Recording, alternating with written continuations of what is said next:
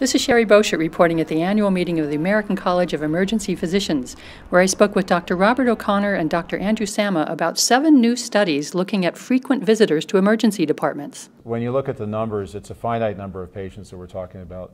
One of the investigators from Wisconsin told me that the extreme high-end users that were repeatedly admitted were 39 patients. So you could come up with 39 treatment plans. And if the patient needs to come in frequently, then you have a tailored plan that is built upon all the previous visits, all the outpatient follow-up that's been arranged, previous admissions, etc., so that the patients receive the best possible care. So it's not as if we're trying to bar these people from coming in, we're trying to optimize their care. Yeah, I think Dr. O'Connor's point is really accurate.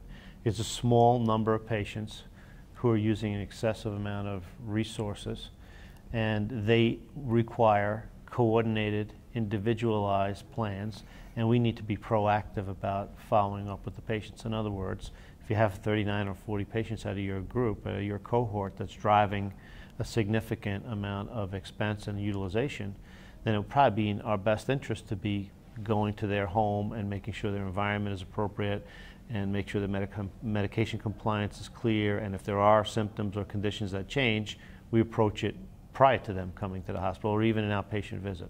I think to suggest that expanding off-hour outpatient services in the evenings and weekends is not a bad idea, but that's also very expensive.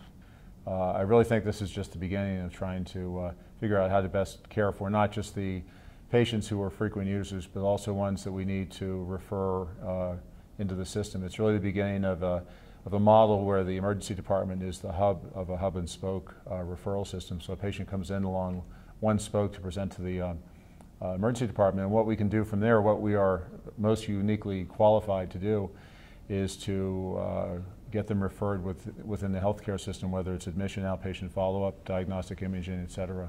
So I think that's the end result.